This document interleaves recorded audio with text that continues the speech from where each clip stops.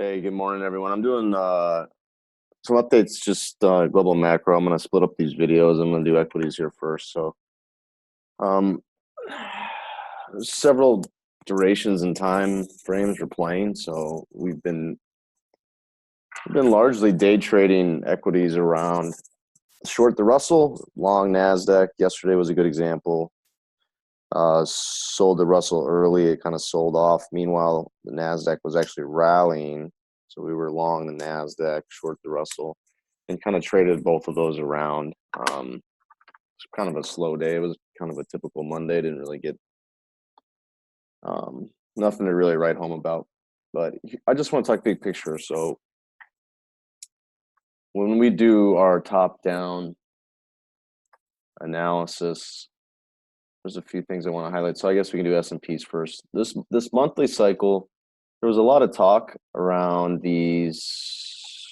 I guess you could call it the ascending wedge. I mean, I saw it all over Twitter, and it's a little bit too technical for me.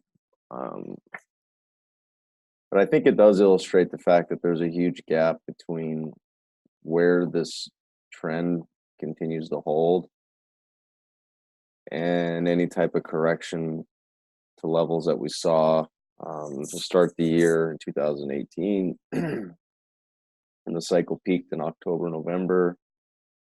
And then this move down we had was kind of the start of the growth slowing move. And that just does leave kind of a wide gap if any of these reversals get taken out.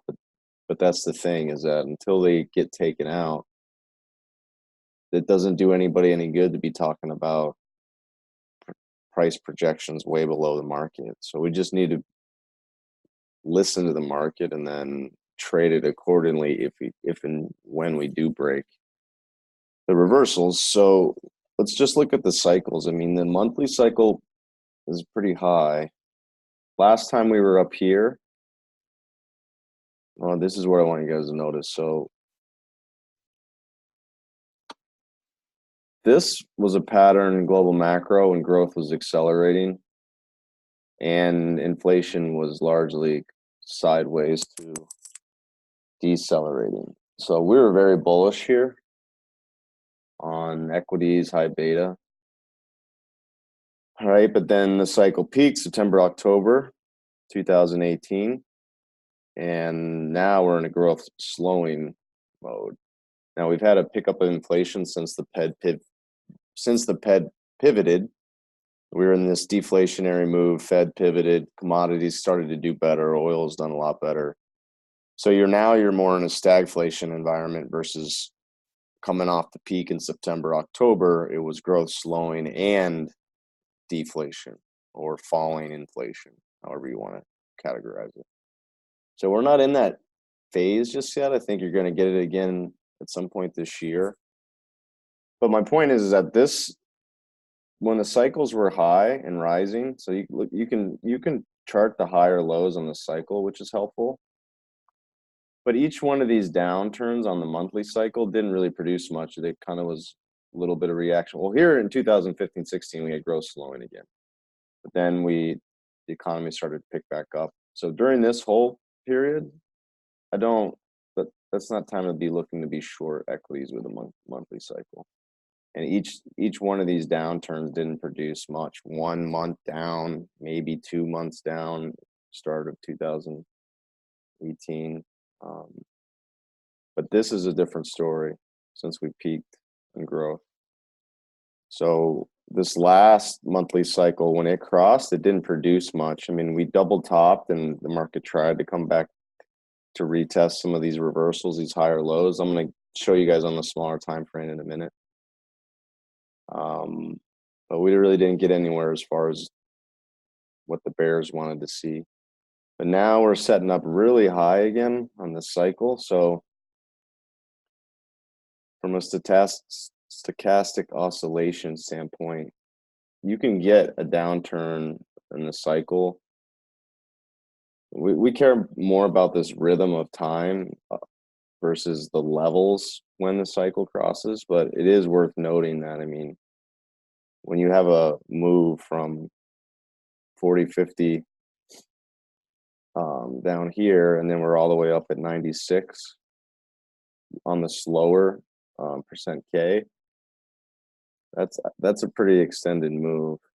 So there's certainly plenty of room on the longer term cycles to come back down.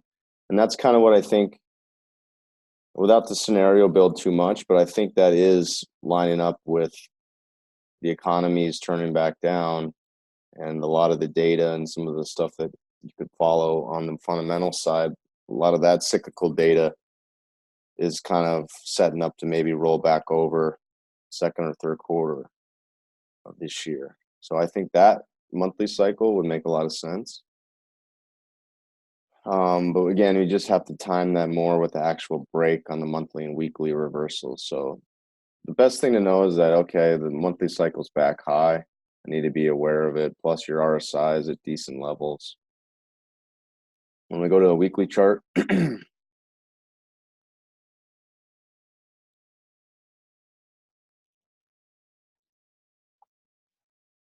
each one of these weekly cycles, when it's turned back down, we've had some pretty good moves. So here again, growth peaks with the cycle, and this was a pretty good move down. Okay, here's a correction we had, pretty good. Another one, pretty good. And we've been kind of hanging out high. I think if you time that up with a monthly, and this is kind of like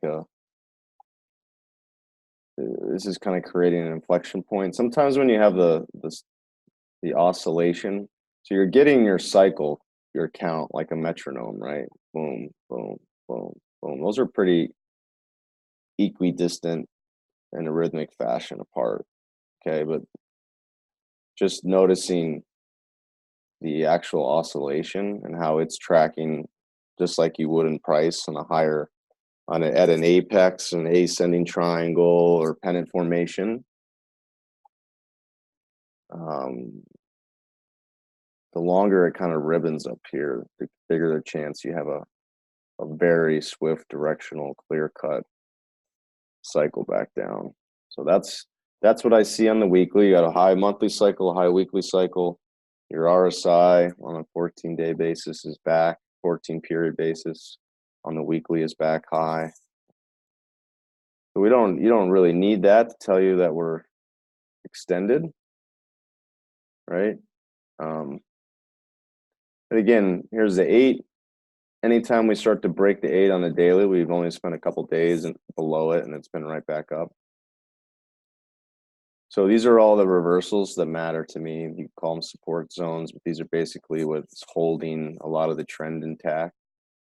So this is the first spot I care about. If that breaks, then there is room back here to the bands, and then to this low level we had. I think that was beginning of December.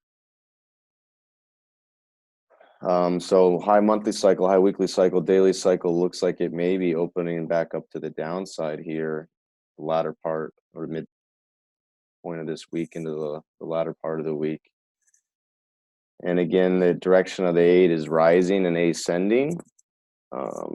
Haven't really closed much below it at all since beginning of December.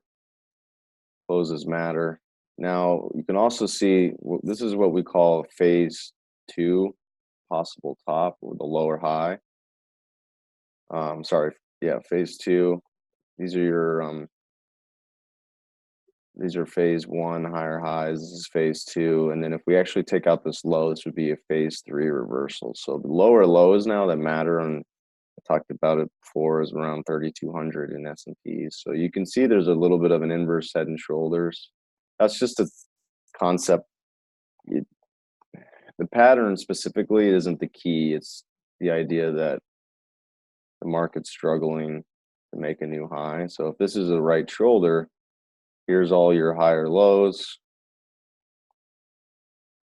If and when that breaks, now you've got clear-cut intermediate term downtrend within the big picture uptrend. Yeah, that's the edges in S&Ps. It's very similar for the NASDAQ.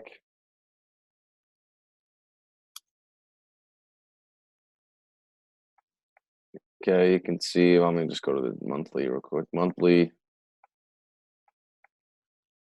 I got some regression channels drawn. So these are just areas and standard deviation from the mean of the price action. So we're not really screaming over bot levels. I mean, you could definitely go higher before you start to have some angle and distance. But again, the monthly cycle's high, RSI's flashing over bot. Your weeklies, there's that same pattern of kind of higher lows, which is getting interesting.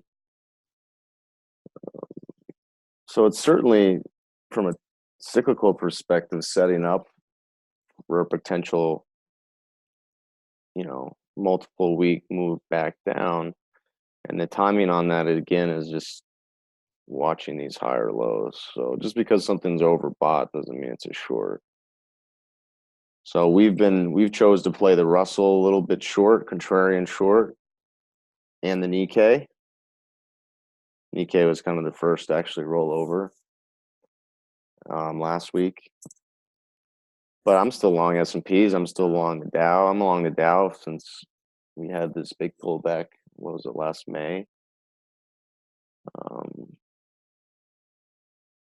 So it depends on how you play it. But it's the same thing cyclically. Now, I didn't go into the 4-hour cycle on the S&Ps, but it's high. It's the same. It's turning down to start our Tuesday. I'm watching these highs, obviously the all-time high. But we'll see if we get kind of a double top. What I want to see on the hourly is, so yesterday we came in and bought the dip inside of this candle here.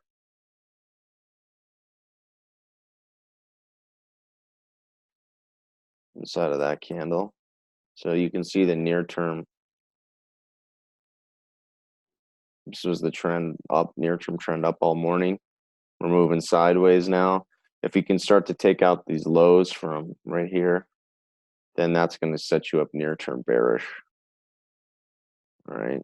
But intermediate term, nothing's bearish unless we break these lows from a trend perspective.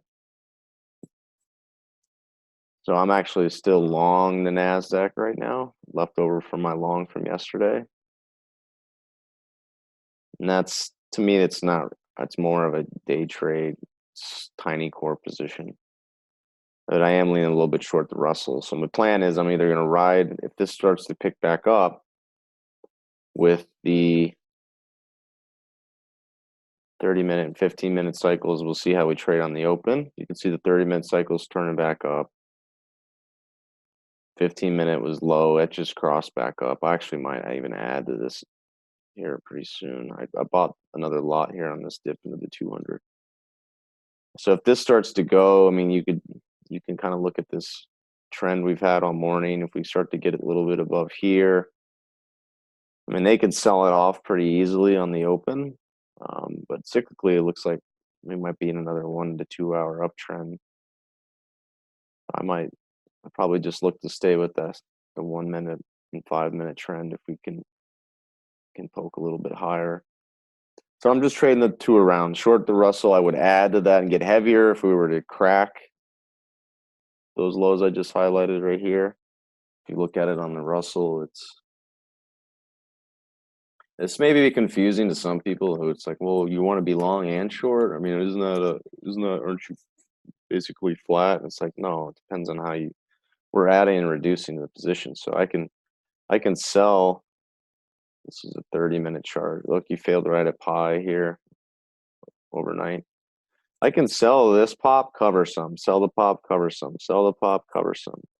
If you break, this is the TMS in the near term that I highlighted on the NASDAQ. If you break that, you can add to it. So maybe I'm only short 1 to 2 lots on these at the top of the range here, the near term range. You break, maybe I start to get short 4 lots, 6 lots.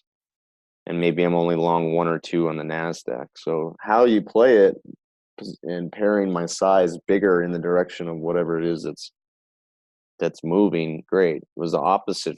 If that happens, if this breaks, okay, that would be the opposite of yesterday. Yesterday was small short Russell, Small. It was short Russell small. We covered some into here. Came back up. I sold a little bit into this high, and then I cut some risk when we went kind of above here, and then just stayed with heavier long NASDAQ.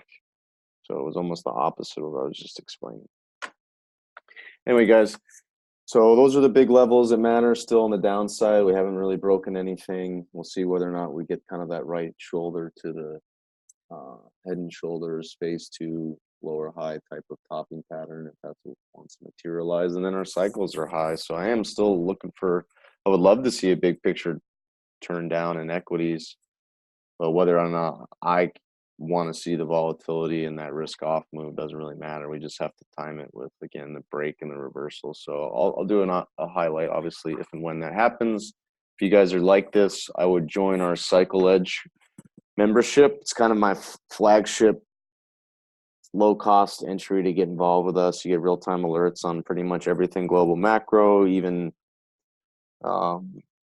crypto, whatever trades we're doing on a swing trade and long term. That's our Cycle Edge product. It's private members room, and yeah, that's great to get involved with us. Or some of you have been around, or you want to attack this on a higher level, I would get involved on our prop program. We're trading every day together. You get access to real capital. We're day trading futures every day together. Or my option edge service is a little bit more geared towards longer term positioning, opportunities, swing trades. So anyway, I've been doing videos on that the last couple of days. So I just want to stick to some analysis here, mostly for this morning. I'll come back with some metals update, bonds, maybe just commodities overall.